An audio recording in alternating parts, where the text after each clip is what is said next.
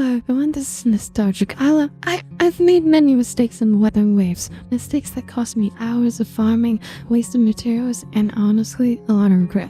And if you're just starting out, or even a veteran player, you're probably making some of those mistakes right now, without even realizing it. So before I go even further into the Wuthering Waves atmosphere, let me show you what I wish someone told me from the start. But leveling fast feels good, right? But it's actually one of the easiest ways to screw yourself over on Wuthering Waves. And I get it, leveling fast feels great, you want to unlock everything, pull characters, test out builds, but here's the problem. Wuthering Waves punishes rushing. If you level your characters or weapons without planning, you'll run out of materials fast. And unlike some games, recovery here is slow. Early game is about patience and setting your account up for the long term. Not just blasting through the story. Trust me, slow down. Yeah, personally, I had that same problem before where I just leveled up. Keep on leveling characters. I did leveling about 5 characters at a time and even weapons as well. And in the end, I was so low on show credits that I could barely even do anything. You couldn't even level up echoes, couldn't even do simple tasks. So trust me, it will help you in the long run. You just don't want to waste all your stamina or resources, because later on you will definitely need those materials. So that's the first tip I can give you. Don't rush the early levels.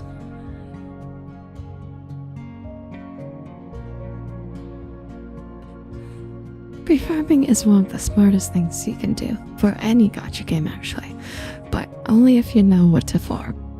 Early on, I was being efficient, farming echoes, leveling materials, etc.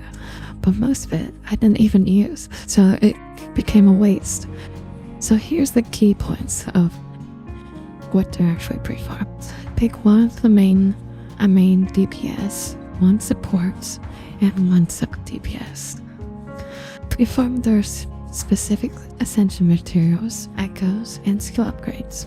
Don't just randomly burn stamina. Check feature banners too if you plan to pull a character next patch. Start farming now, or else you will be out of stamina quickly and can't even level them up whenever you get them. And if you're in the low Union level phase, I would only focus on just leveling them up. Don't focus on echoes at the moment right now. The reason why I say don't level up echoes right now if you're in the low Union level range is because it's more better to level up your characters than echoes. Because echoes, you have a chance of getting a good one, but it's not optional because it's not the highest rarity right now. If you're only getting purple or green echoes, I would not do echo grinding at the moment. I would only suggest doing echo grinding once you actually be able to get some gold echoes. And that will be it for this section. So next section, we'll talk about characters I regret building. This one hurts because I really like all of these characters, but emotional attachment doesn't always equal value. For example, I invested heavily in Gion early on, but to use with the dragon but mid to late game, I benched him because I barely use him, not very optimal anymore. The hard truth hurts. Some characters fall off and others don't scale well, unless fully invested.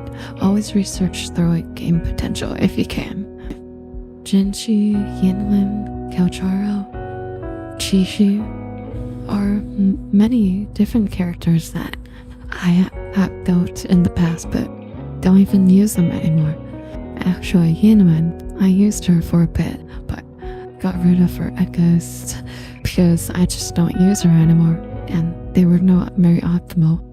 So in the long run, make sure it's like a character you will use for a long period of time. And if it's a character you really like, just for example, I really like WuWa, and I invested solely for her. So I'm gonna be building her no matter what. I'm gonna get all the dudes as I can. So that's on me. But let's just say, for example, you really love Jinchi. You should go all in for Jinchi.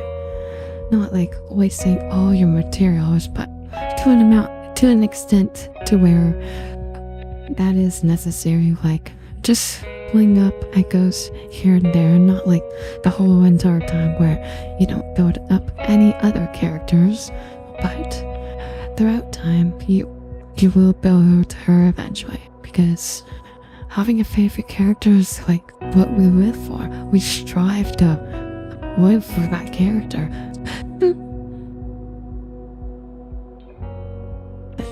There are so many materials in Wuthering Waves that feel unlimited, but they aren't, unfortunately. I burned through so many rare Echo XP and tuners, thinking that I just grind more later. But once you get deeper into the game, that grind gets slower and slower. If you did what I did. Prioritize your main DPS, your main team. Don't upgrade every 4-star/5-star you get just because you put them, especially if you're just starting out. And don't max out every echo unless you're sure it's going to be on one of your teams, your main teams. If you already built a main team, then if it's going to be on your other teams, then build them. Yeah, nothing wrong with that. I also waste materials such as Afterglow Coral. Afterglow Coral is a premium currency, what you get from pulling characters and weapons. And, well, I pretty much spent all of my Afterglow Coral on pulls. And you can actually buy character dupes with these materials, and I pretty much just spent all my Afterglow Corals on more pulls. Even though you could just get a character dupe, I just wanted the excitement of just pulling the character. So later in the game, when I was stuck and needed that one extra copy, and when I lost that 50-50, I can get through. Had nothing left. I basically traded a long-term power for short-term excitement, and it was not worth it. So my advice here is don't spend Afterglow Coral impulsively. Save it for the things that push your account's power, not just for mere pulls. Use it wisely.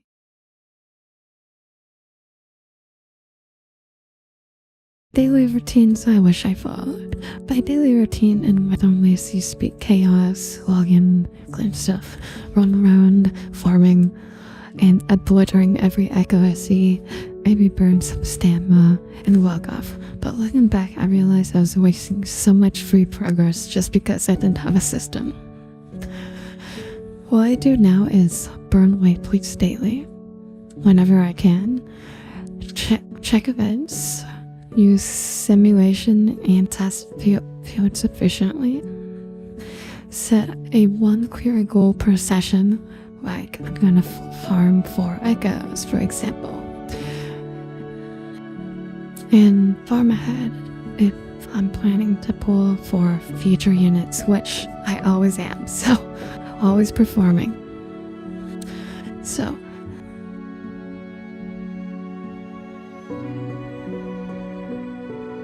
how I'd start over today. If I could reset my account today, I would only do 3 things differently. First, pick single main DPS and build around them.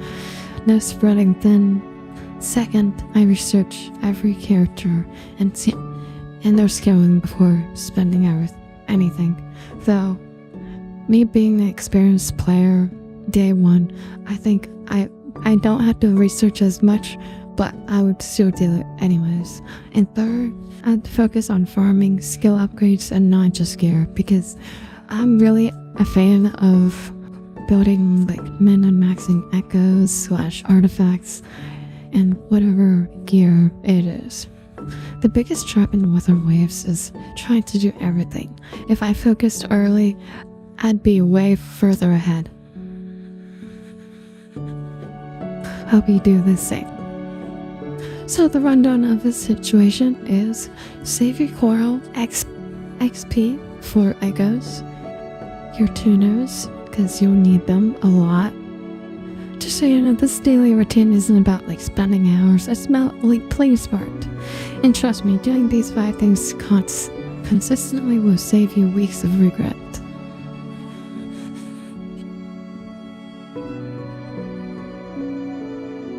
If there's one thing I hope you take from this video, it's that don't play Wuthering Waves like a sprint. Play it like a strategy game. Every resource matters, every decision adds up.